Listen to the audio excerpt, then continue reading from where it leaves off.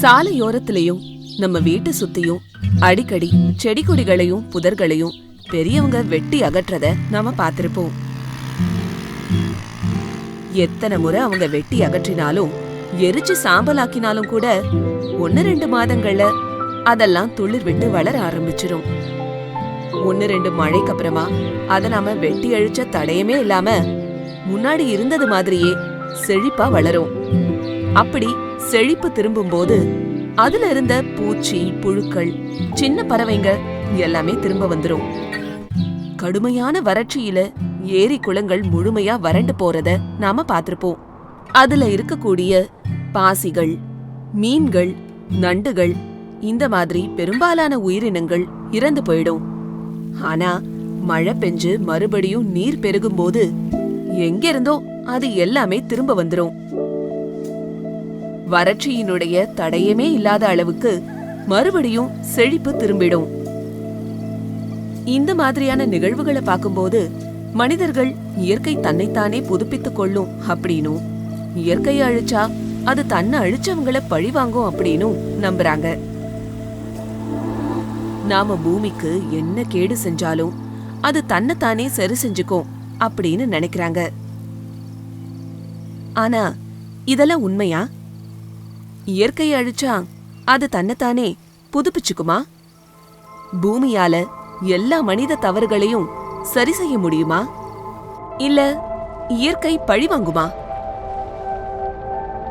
சில நிகழ்வுகளை மேலோட்டமா பார்க்கும்போது இது உண்மை போல தோன்றினாலும் இதெல்லாம் முழுமையான உண்மை கிடையாது.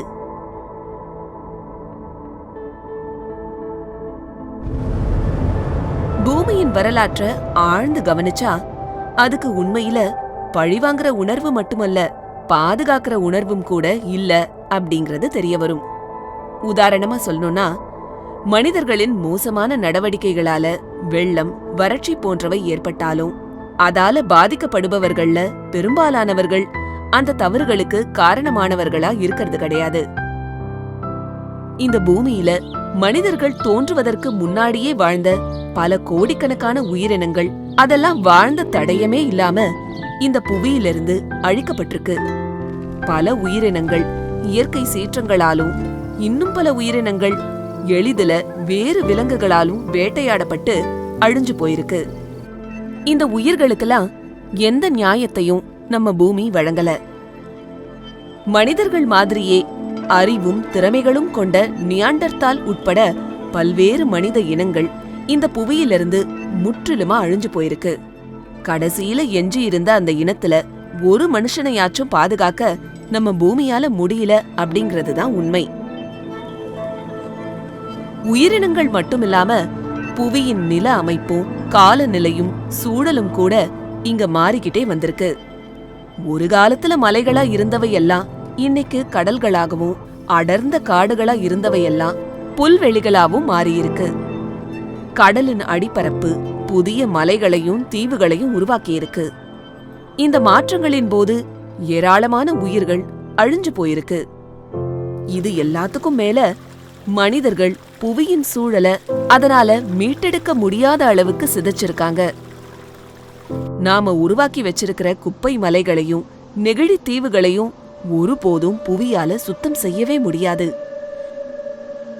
காடுகளை அழிச்சு நாம எழுப்பி இருக்கக்கூடிய நகரங்களை மீட்டு செழிப்பான வனங்களா புவியால ஒருபோதும் மாத்த முடியாது. பூமியால தன்னைத்தானே புதுப்பிச்சு கொள்ளுற எல்லைக்கு மேல தீவிரமா மனிதர்கள் பூமிய நாசம் பண்ணிட்டு இருக்காங்க. மனிதர்களால அழிக்கப்பட்ட ஏராளமான உயிரினங்களை பூமியால ஒருபோதும் மறுபடியும் உயிர்த்தெழ செய்யவே முடியாது. டச்சு போர் வீரர்களால அழிக்கப்பட்ட பறக்க முடியாத அப்பாவி பறவையான டோடோ பறவைய இனி புவியால உயிரோடு கொண்டு வரவே முடியாது. மனிதர்கள் உருவாக்குன அணு உலைகள்ல இருந்து வெளிவரக்கூடிய கதிரியக்க கழிவுகளை இன்னும் பல கோடி ஆண்டுகளுக்கு சுத்தப்படுத்தவே முடியாது.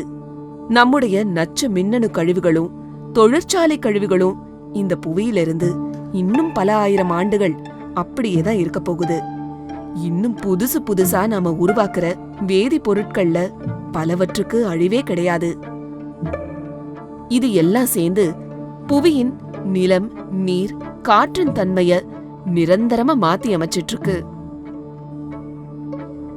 நாம கட்டிடங்கள் கட்டுறதுக்காகவும் சாலைகள் அமைக்கிறதுக்காகவும் சிதைச்ச மலைகளையும் அகழ்ந்த ஆத்து மணலையும் பூமியால மறுபடியும் உருவாக்க முடியாது.